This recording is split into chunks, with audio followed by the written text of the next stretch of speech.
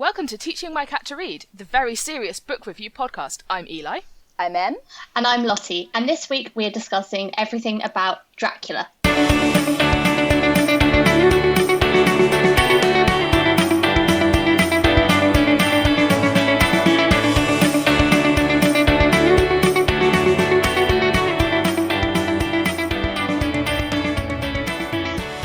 I would like to summarise as defeating vampires with the power of friendship, and also this big knife I found. Yeah, it's one of those books where I had forgotten until I reread it that while it's, the book that's set in motion a lot of, vampire tropes and whatever, the actual book is far more about the relationships between the people and how much they will like each other. Yeah, It's a good time. I think that's one of the things that makes it worth rereading, actually. Yeah, it's definitely not something I think I picked up on when I read it as a kid. Yeah, let's start with, where did you first come across this book? I mean, I knew about it.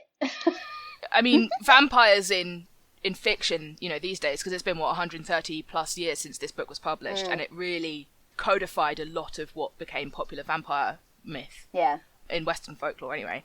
And I've sort of always been aware of it at a low level as, the thing that started all of that off, or the thing that popularised that in Victorian literature. Yeah. I think I read it, I didn't read it the first time, I listened to the Christopher Lee audiobook a couple of years ago.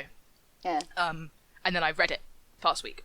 But, the tropes that come up, you've got a low-level pop culture consciousness of most of them, really, right? Yeah.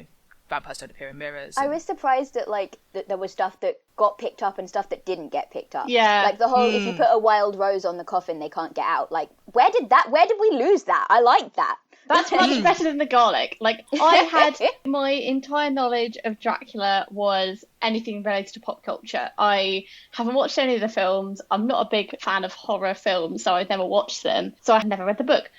And yeah, the things that jumped out to me were the Hawker is effectively a food blogger. He just mentions so many times that he wants a recipe in his books. B, Van Helsing uses brandy a lot to fix the majority of his patients' ailments. And also, why is the fact that Dracula has a moustache? Why is that thing being lost? Because in my head, it's the woo guy with the cloak, and it's not, because he's an old guy with a moustache. I just can't put the two and two together. The description of him is hilarious. Why is everything pointy? His ears are pointy, his nails are pointy. Why is this necessary? I don't understand. Don't forget his pointy teeth. Oh my god! Yes, They always mention the teeth and red lips. I'm reading this through a gaze of, it's a vampire. It's quite obvious he's a vampire. Just the fact he's going to a spooky castle and there's wolves and there's smoke and all these things that have become horror tropes down the line. And so I'm trying to think, okay, if I was a Victorian person reading this, I would not pick up on these clear cues. But it feels like there's a neon sign going, this guy's a vampire, this guy's a vampire, this guy's a vampire, don't go. So yeah, it reminded me a lot of reading The Castle of Otranto, which is the iconic original Gothic novels. And I remember reading it, I think I took it on a hike because it was very small. This was a bad idea. I was reading it in a dark field in the middle of the night. Don't do that, kids. But the thing was, it wasn't scary, actually, because it was just so funny to me, because every single thing in it had been done to death since, that it read like a pastiche. It read like satire. You were he can't possibly be seriously expecting people to be scared or, I don't know, titillated or whatever by this. It's just bizarre to me. And I definitely had that with the first chunk of this, where as Lottie says, all of the vampire stuff is it's so obvious. You're what's happening here? Why are you so stupid? But the thing is, of course, he's allowed to not be genre savvy because the genre hasn't been invented yet. Yeah, it created it, pretty much. But yeah, once we're clear of the castle, it's fine. I think the first half is the hardest to get through now as a modern reader, because you have this, all these tropes are tired and you know what's going on and it's not mysterious. But then you get to the second half and you get to have interplay between all the characters. And that, I think, is what makes the book rereadable, is the fact that actually, unlike a lot of later vampire fiction, the heart of this book is actually about personal relationships and how much they all care about each other and how far they're willing to go to protect each other. Yeah, that was something that really, really struck me on a reread, was from a sort of a fairly distanced kind of structural perspective, I was going, okay, there's about 5 different horror movie plots getting woven into one here. From a technical perspective, I'm in awe, but I was also really, really struck by how the heart of the book is love and how much these people love each other. And like there's a letter in the middle just before, starting with spoilers here, just before Lucy dies. And, you know, the last thing you've read is Dr. Seward in his journal being like, I think Lucy's going to die tonight. And the next thing you get is a letter from Mina, her best friend, to Lucy, talking about how she's finally got Jonathan back and his boss loves them as his own children and they're living with him and he's looking after them and she's sort of settled in and peaceful. And then she's talking to Lucy about, oh, tell me everything about the wedding, because Lucy's going to get married. Tell me everything, what you're going to do, how much you love Arthur, all of this. And then ends with this really sweet passage. Jonathan sends his respectful duty, but I figure since he loves me and I love you, I can send... That works out, right? There's is it a transitive property? Yeah. So I can send you his love too. Yeah, she's just like, I feel like I'm allowed to tell you that he loves you. It's fine. Yeah. And this bit about, like, in all tenses of the verb, I love you, and best wishes, Mina. And, you know, and, like, the first thing in the letter is, it says letter from Mina Harker to Lucy Westenra, unopened. God. And you just go, oh! Heartbreaking. Yeah. I genuinely had to put it down for the day. I was like, you know what, I have to stop now. And I was not expecting to have that many emotions about the vampire novel. Yeah, and then like after that you get Mina's diary entry where she's talking about having come home from where she's been staying with Jonathan, and she's heard from Van Helsing that Lucy and Lucy's mother have died, and it's just this really bleak entry where she's just going, oh, they're gone, never to return to us. It's a sad homecoming in every way. And I was just sitting there like crying, like I'm verklempt, I can't carry on, I've got to stop. I think that's definitely something that, having had no knowledge of the plot, you know, I watched one episode of the BBC adaptation. That's literally my understanding of Dracula. And I think that did surprise me, that it's not about Dracula. Like, it is, in the sense of he is this evil thing they've got to defeat. But the main crux of the book is the interpersonal relationships and trying to save Mina. You know, trying to save Mina from the same fate that Lucy had. And so that was very interesting. But one thing that struck me was trying to view this through a 21st century lens is maybe slightly unfair. I think reading the Spark Notes to put it in context, because some of the descriptions of Dracula's wives it just read like, oh, the men cannot withhold their desire for these women, for these like beautiful women. And I'm just like, oh, just keep it in your pants. Like, seriously, just move on. But I guess the context is that these are all, like, I mean, in particular, Jonathan, it's like he's shown to be really devoted to his fiancée. He's shown to be pretty level-headed. Yeah. You know, and so it is a departure from his character. It's meant to show that there is something otherworldly and threatening about Dracula's. It's not really clear if they're his wives or maybe some of them are his daughters. Yeah. Where did they come from? Nobody knows. There's one take, which is that there's two who are meant to look quite like him and the other one is blonde, I think. Or the other one doesn't. And the idea is maybe that the one who doesn't look like him is is the mother of the two other ones. Yeah. That are his children, potentially. But it's really not made clear. And I like that about the book, is that some things just aren't elaborated on, because it actually just makes it creepier. Yeah, and it allows things to be unsettling. Like, there's a certain amount I really enjoyed, and I like this in a lot of horror. Like, I think it was the main reason I could watch Stranger Things, at least the first season, was because it made it very clear that, like, as long as you live, there are rules. You can work out the rules to an extent. There are practical ways that you can help each other survive whatever this is, right? And I really liked that it wasn't this grim, gritty, there's absolutely no escape. It was like, okay, we're going to take losses along the way, but as long as we think this through and pay attention and believe each other when we tell each other things, we can make a practical difference. You didn't feel, at least from the second half onwards, I feel like you don't feel so utterly helpless, and I don't think the characters do either. And I really liked that about it. But at the same time, in order to maintain, like, how scary it is, there's stuff that just doesn't get explained, or there's stuff that, like, what the is up with Renfield? Yeah, what is that? Like, I'm sorry, but like, what is the point of his character? Why? What is the purpose of his character?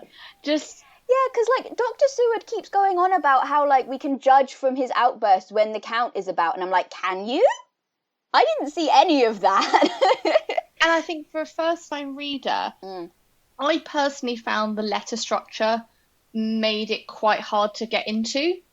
Again, I don't know if this is kind of compounded by the fact that I'm going into it thinking, oh, it's going to be spooky castle, and actually it's not spooky castle, it's much more than that. And so I think going into it, if you've not read it before, maybe either go and read some context about when it was written and what the roles of men and women and marriage and all of that were going into reading the book, because then I think it provides a lot more context and you kind of gain a bit more understanding about what the book is trying to say. Because yes, it is a horror story, it is also a critique on like the social norms at the time.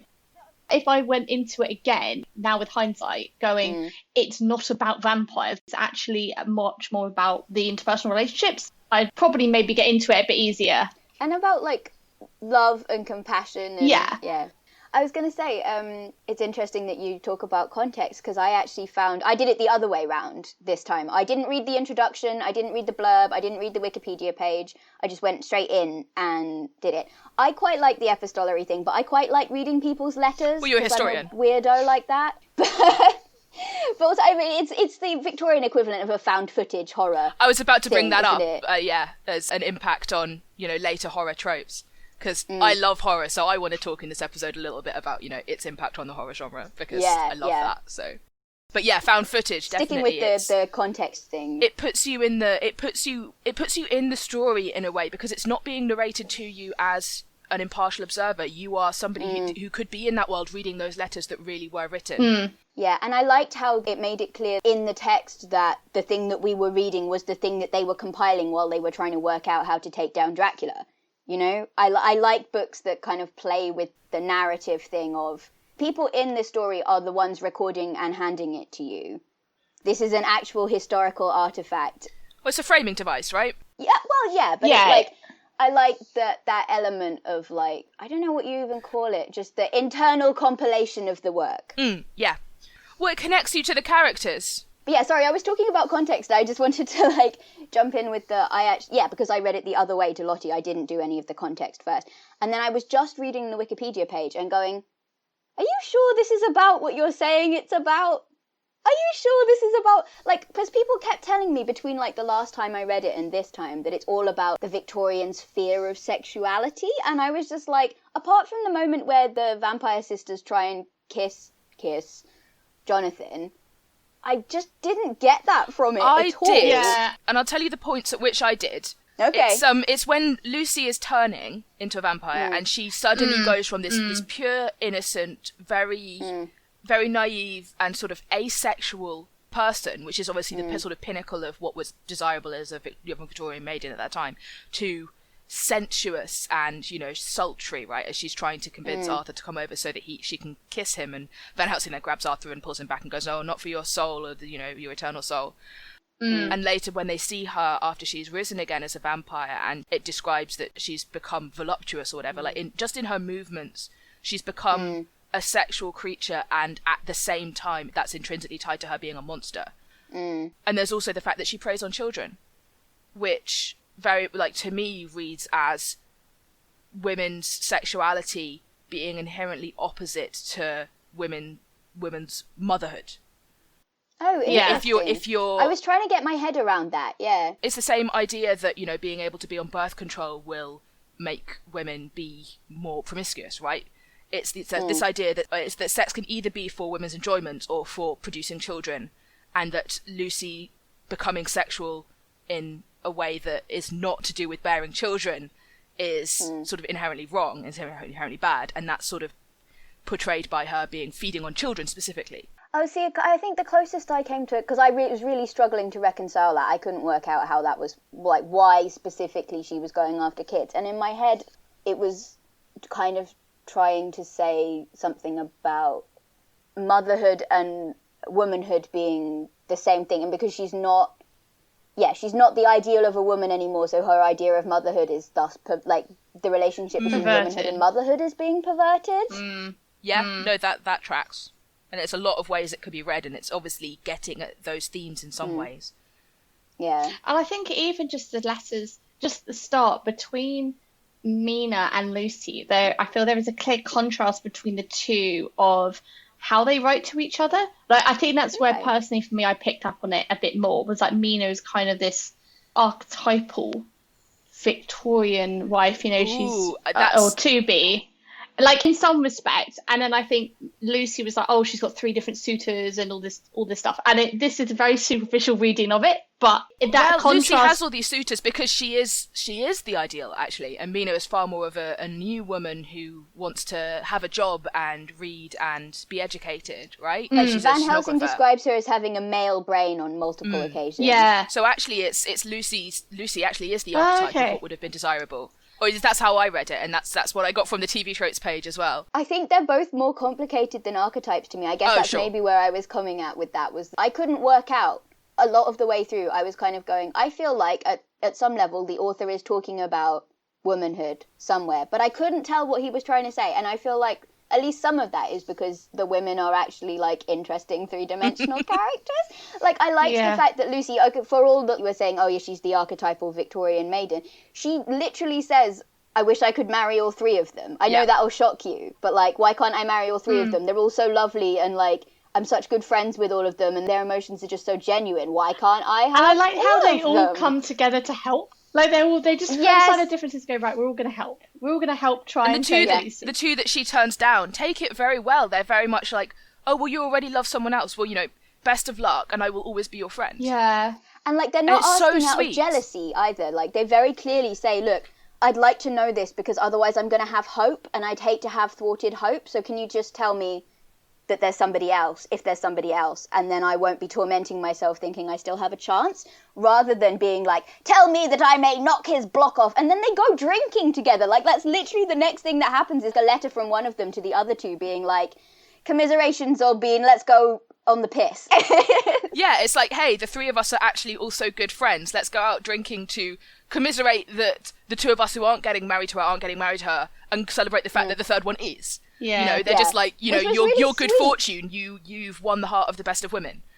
Well, see, this is the other thing, is walking into it having had so many people tell me it was about Victorian sexuality and gender and blah, blah, blah. I was expecting something different from the relationships between the men and the women, and, like, the men about the women, you know? I guess I was almost expecting, and maybe because modern interpretations of vampires are about sexuality are, like, lean really heavily on things like promiscuity and cheating and this sort of, I don't know, uncontrollable desire or whatever. And, like, from this, most of the relationships, what I got was just these deeply loving, respectful friendships. Yeah. Mm-hmm. And I was not expecting that at all. I was expecting, like, the modern archetype of men are from Mars, women from Venus, they can't talk to each other, they don't communicate. And there's, like, one instance in the book, I think, where they don't communicate, where they try and keep Mina out of it, out of, like, fear for her delicate womanhood, despite having said multiple times that she has a man's brain, so she'll probably be fine.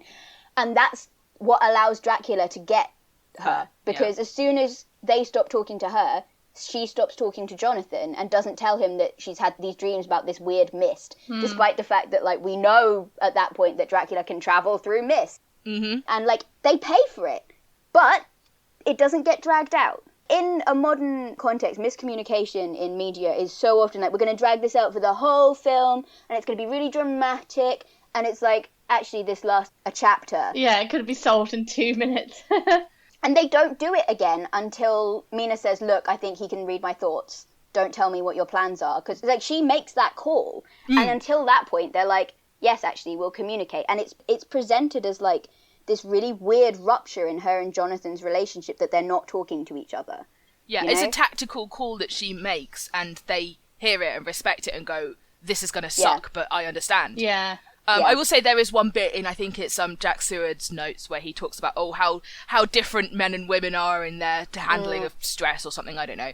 And he's by far my least favourite character in the whole book.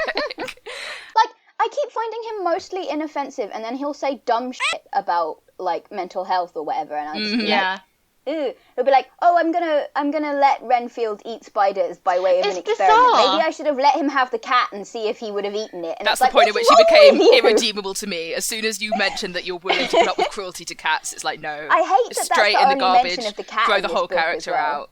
Yeah. But yeah, you might enjoy Anno Dracula, which is something I would quite like to read for this podcast later, but it's basically an alternate history where Dracula marries Queen Victoria after the death of Albert, and it includes a few characters from Bram Stoker's Dracula, primarily Jack Seward. And it's largely because of that book that I would say that he's the character I most want to fight out of this novel. But barring, of course, Dracula. Okay. See, because I was going to ask you, out of, like, Lucy's suitors, there's 3. We can play fuck, marry, kill with this. Oh, my goodness. See, I don't feel I've got kill But Seward. it sounds like you would definitely kill Seward. Yes. But I'm torn between the other 2. Because I like them both. Yeah. I did have to skim read this book a little bit. I don't think I can really make a fair judgment. I think I would marry Quincy. He seems Yeah, like the Quincy most fun. does seem quite nice, actually. Yeah. Actually, yeah, just, like, all the men in this are sweethearts. Apart from Dracula, obviously. But, like, I was expecting, I guess, from, like, gothic things to have lots of, again, these really, like, polarized men and women. Men are beasts who can't control their others. Tall, dark, and brooding, and the women just have to save them with their delicate purity or whatever. Blah, blah, blah, blah, blah. And instead, they're all just surprisingly free of toxic masculinity. Yeah. Yeah, it's I nice. absolutely agree. Oh, we're bros and we're chill and we're gonna cry at each other and we're gonna hug and like no, there's no like weird tension around that. It's just like, yeah, this is cool. Especially given the context is set in but written in Victorian England. That's actually probably reasonably forward thinking, given that there was this disparity at the time between what men could do and what women could do. It was sort of slightly refreshing in that sense, even though there were some like slightly problematic descriptions of women.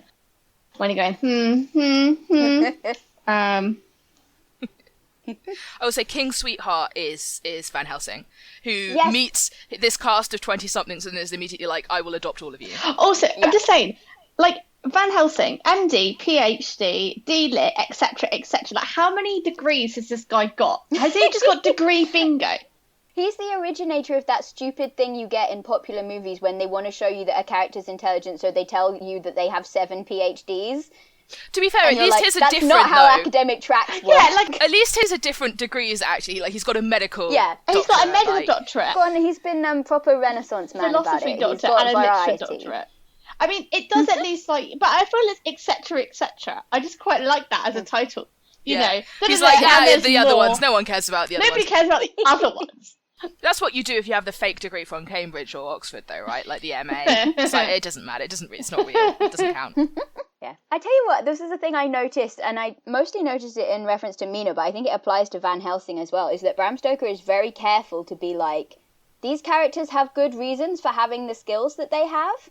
Like, it's established really early on that, like, Seward and Quincy know each other because they've been hunting together. They've been in danger together before.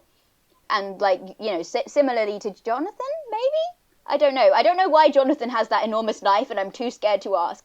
But, like, the 3 suitors, at least, have had experience of dangerous situations together, and it's mentioned a couple of times that when they're fighting Dracula, that they're pleased that they have that experience because it makes it easier for them to act together. And similarly, like, Mina says, oh, I'm doing this journal because it's an intellectual exercise, and I want to see if I can do what the lady journalists do, which is memorize conversations and get good at memorizing detail and putting this down.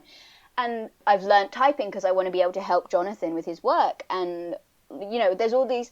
We're set up with characters who have reasons to know the things that they have. I know Mary Sue's probably weren't a problem that whiny MRAs or whatever their Victorian equivalents are would complain about.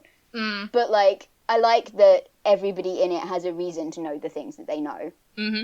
Yeah. And the other thing is, like, Van Helsing in pop culture now has become... I mean, obviously there's the movie Van Helsing with Wolverine. What's the actor's name? Hugh Jackman. Hugh Jackman, yes. And obviously that's a far cry from the original character in this book.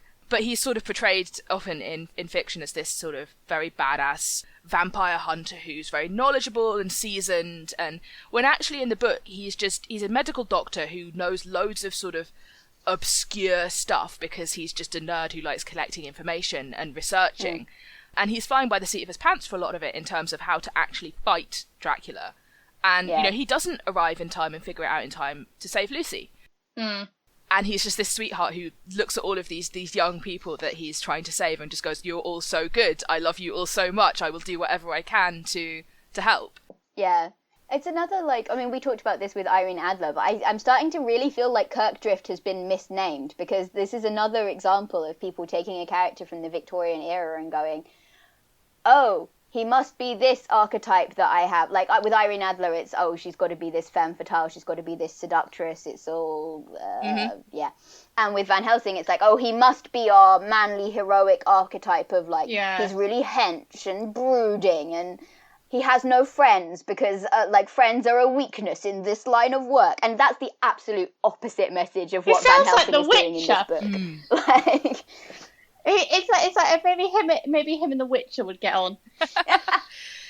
Yeah, I don't know. I mean, maybe one day we'll read the Witcher books for this. Yeah, I just do love it. Every time he just wants to get some life back into somebody. He's like, bring me the brandy. Just every time, it's just bring me the brandy. Bring me the brandy. I was going to say truth in television, but truth in fiction, because it was often thought that, you know, well, alcohol puts you in high spirits, right? So if you're it should but help. Meanwhile, it's like this. People have just given like 3 minutes worth of blood, giving lots of transfusions to poor Lucy as she's dying and being drained by Dracula, and they're giving her blood transfusions, and it's like, oh, just like hoik this guy off after he's given loads and loads of blood and give him some brandy. It's like, your blood alcohol content's going to be off the charts because you've got no blood. Yeah, there's a lot of opportunities for people to get falling down drunk and then they just don't. Yeah. It's very unrealistic. Yeah, that's another thing I wanted to talk about in terms of like the medicine in this book. So blood transfusions were really new at the time. It was this new wild thing that people had figured out you could do, and they did not know about blood types. They didn't know that you can't just take blood from people. You've got to separate out the plasma, right? It's because if you can accept their blood cells, you can't accept their plasma. Like, it's opposite. Or something. I don't fully understand the science because I haven't looked at it in a while. But it's basically they didn't understand that it could be really, really dangerous to give somebody an incompatible blood type. And so there's been like analyses of this book saying, well, maybe the blood transfusions killed her, or like, you know, it certainly didn't help her. Or, you know, maybe she was a universal receiver, AB positive or whatever. But even then she would have had problems. Yeah. But so this in the book, it's like Van Helsing is sort of, he's almost like at the cutting edge of like suggesting these blood transfusions, and the sort of horror and revulsion that the characters feel at the idea of doing it. It's sort of this. It makes a lot more sense when you realise that this was just completely new. Well, the fact that Arthur, like, it's weird. I mean, obviously, it's a novel about vampires. We can talk about blood symbolism, but like.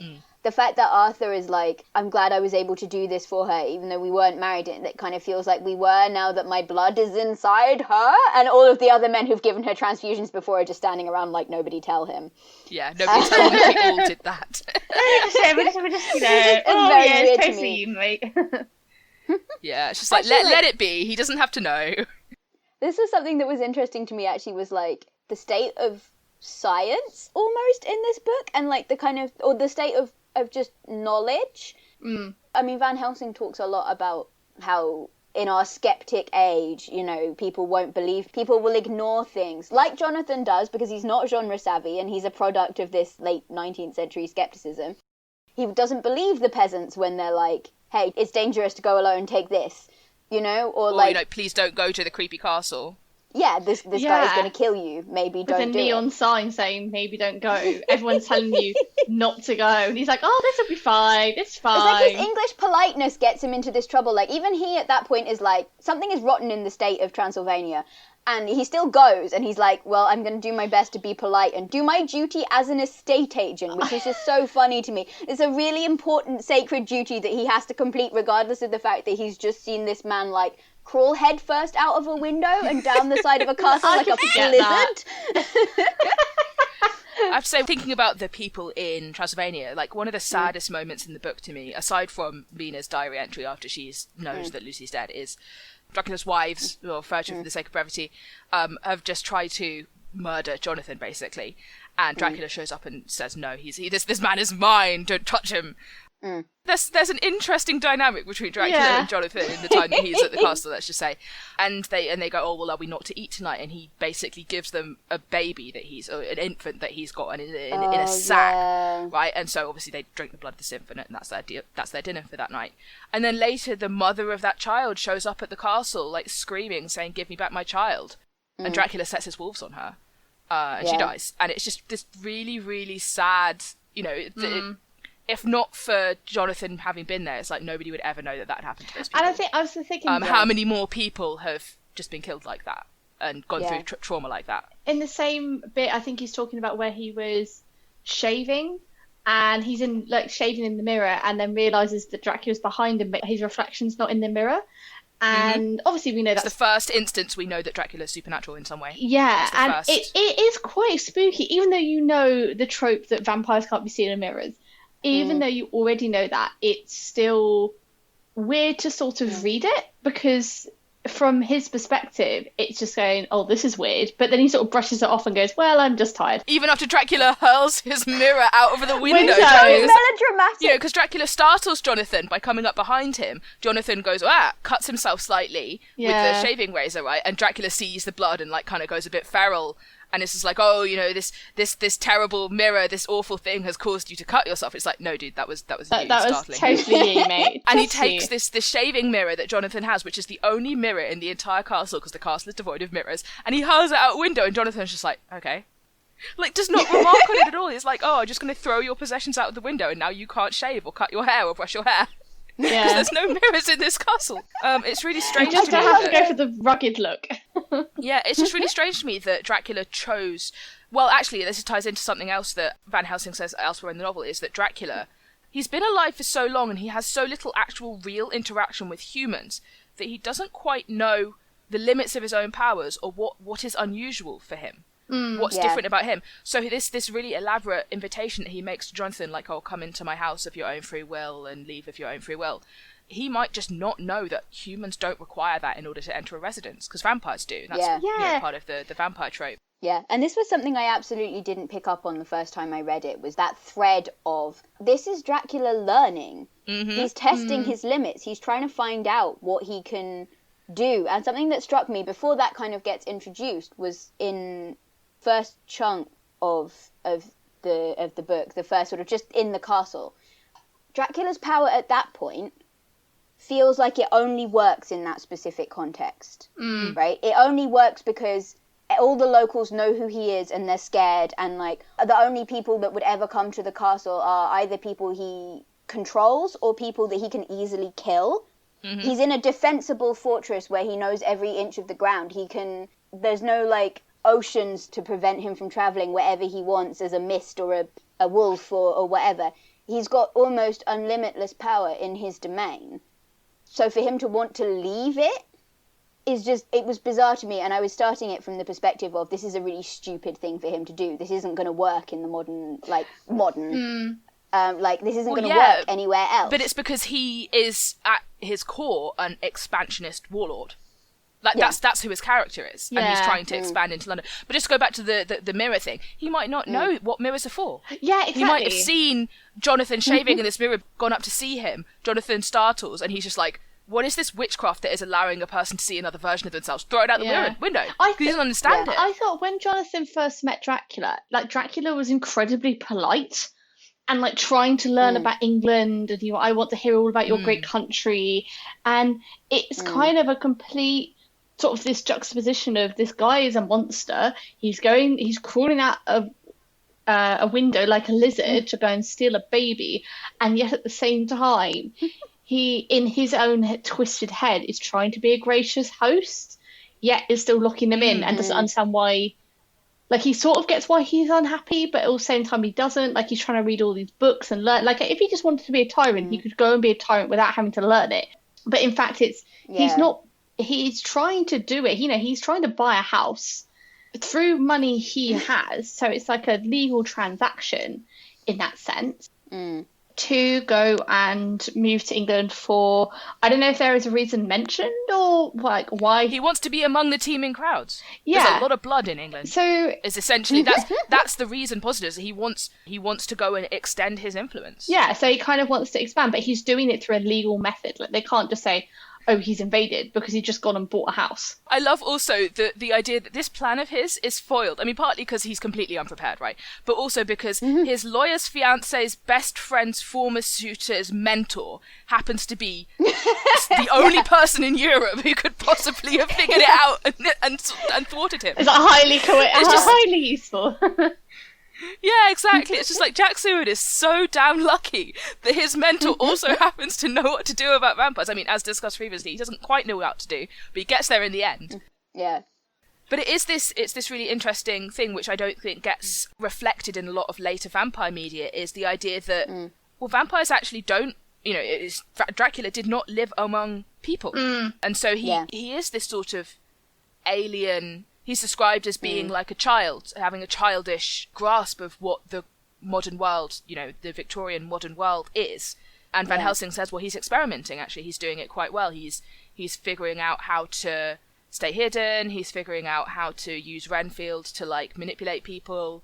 Like, the limits of what he can do with grave dirt in order to transport himself across the ocean. Like, can he move it? Can other people move it? Which is very weird. I mean, again, it's interesting the relationship that this book has with, like, science. I mean, that was an example that I was really interested in, was, like, the state of Victorian psychology vis-a-vis, like, child development, like, developmental psychology, and the way that they were talking about that. And, like, later Mina with Van Helsing talking about, like, how the criminal mind works. And I was reading the edits, and apparently, like, one of the guys that she mentions when she's kind of doing the whole theory of a criminal mind situation is the guy that thought you could tell if people were evil by, like, measuring the bumps on their hair. Oh, phrenologists, yeah. I didn't realise that is crazy. Hilarious That's to me. Crazy. Hey, but it was a study that existed at the time.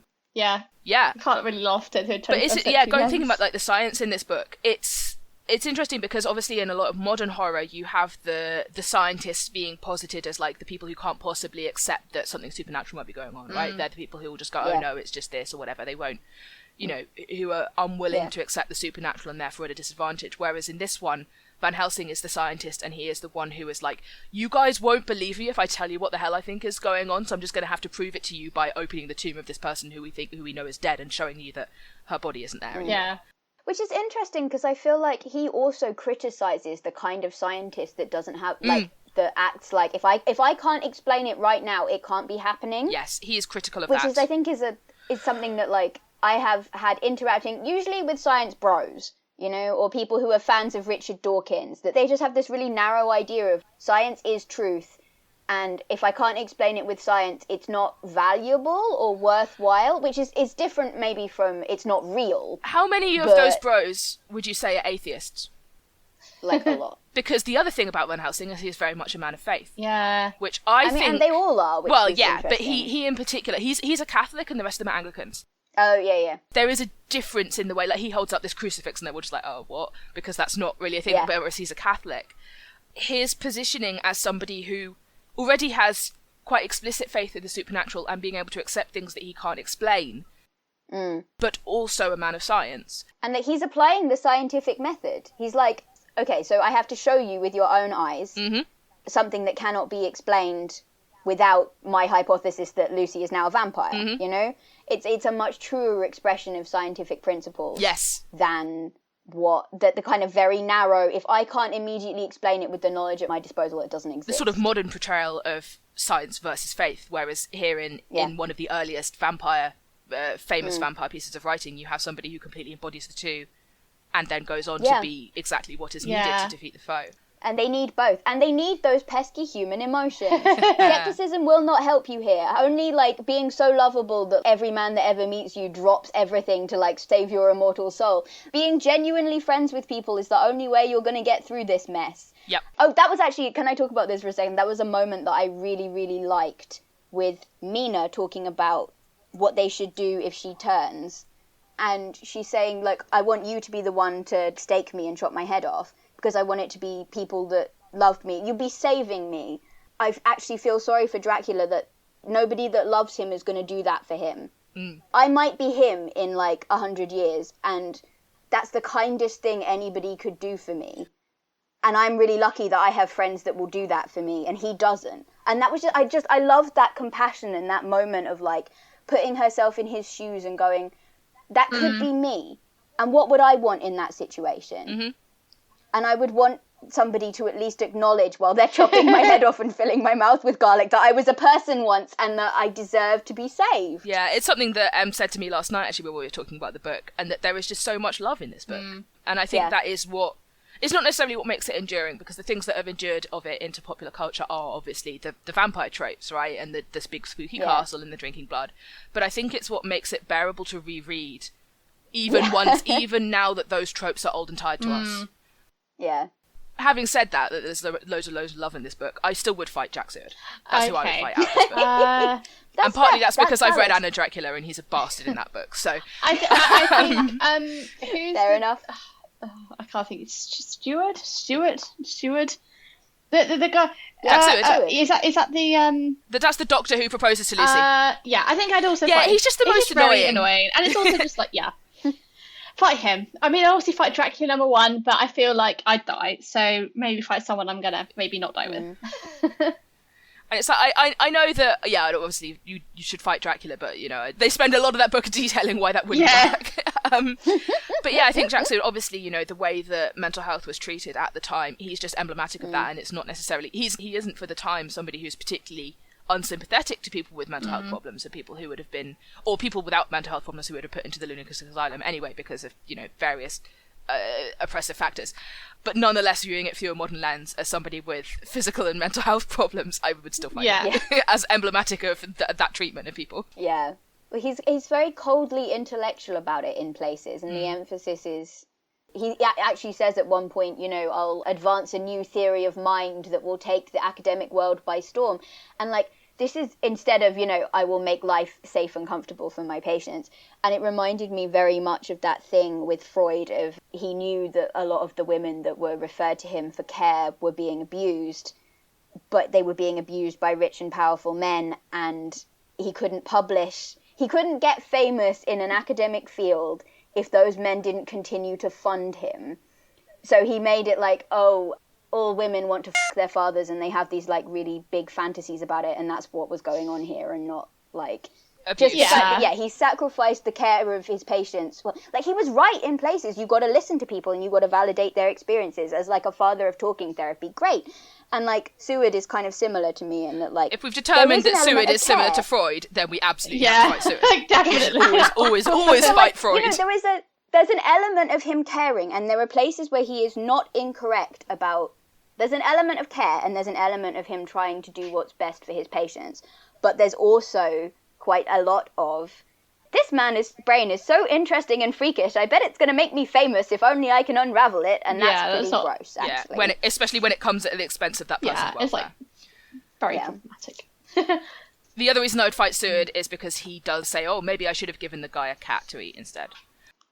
Yeah. Which brings me on to the cat's rating for this book. Well, I think we've got to... Well, actually, no, I don't think we've got to knock off a point for the potential cat eating, because we've already decided that we would fight the guy who proposed it.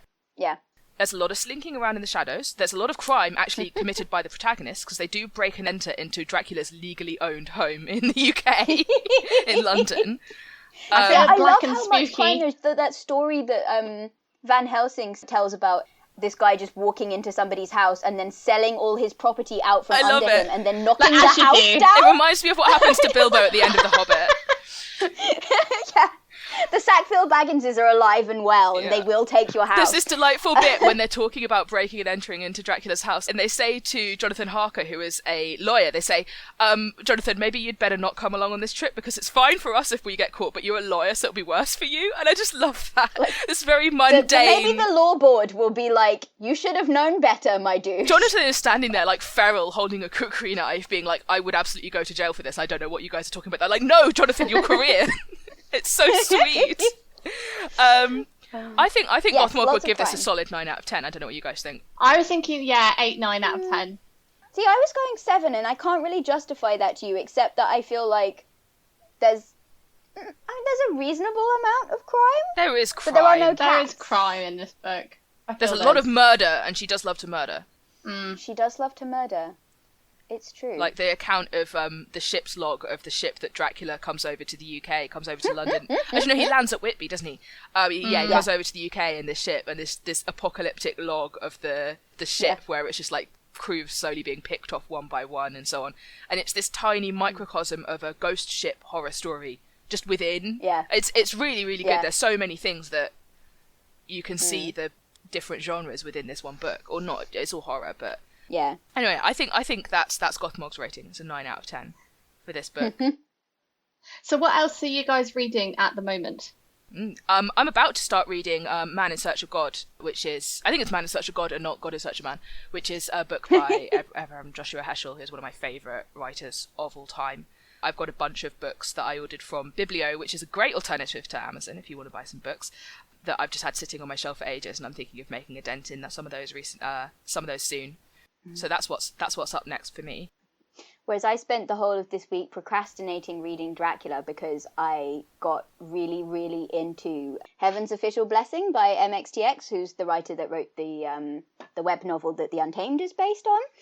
And I gave up eating and sleeping and occasionally breathing, and no, it's really good. Read it. Like, I think of all of us, I think Eli would probably enjoy it the most, but like, because there's some really horror elements that are like terrifying and awful, but like, yeah, it's a really soft love story in amongst that, and I really, really like that. I was in need of a very soft domestic kind of love story at this point. The premise is that there is a god who has cultivated to immortality twice and got chucked out of heaven twice, and he's finally become a god again, and they basically sent him to like clean up all their messes. And so it starts out kind of Monster of the Weeky, but it turns out that like all of those missions end up being related, and yeah, falls in love with a ghost king, as you do cash like.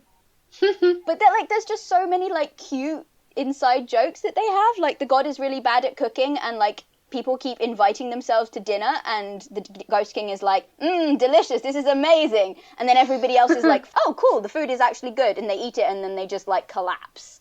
And that's just a thing. That's a running joke that they have, that they just poison people for fun. So really domestic. I love it. Yeah, that was fun. I enjoyed it. It consumed my every waking moment for the entirety of this week. I've just gone to get down the book from my shelf that I was talking about. It is God in Search of Man. It was published in 1959, and on the cover it says that it's worth $1.65. It's very old. So I'm very much looking forward to that. I read a little bit more of Wheel of Time book 10. Yeah, that's where my life is at. I'm continuing the Wheel of Time great reread before the Amazon show. It was meant to be later this year. It'll probably be next year now. And it's got Rosamund Pike in it, and I love it. And I hope one day... You sold me on it already. It's just it's going to be amazing. I love everything about it. But anyway, we need a whole other podcast to talk about Wheel of Time. You need a whole other podcast about Wheel of Time. There is so lot. But anyway, so next time we're going to chat about Artemis Fowl with the cat. So thank you all for listening. Please like, subscribe, review, add us on Twitter, Instagram, or have a look at our website, teachingmycattoread.wordpress.com. You can send us an email, teachingmycattoread@gmail.com. Just add a hello there in the subject so we know you're definitely not a spam email. So yeah, say hello, send us a message, and recommend some books for us to read. We're sending you all big virtual hugs, and we'll see you next time. Bye!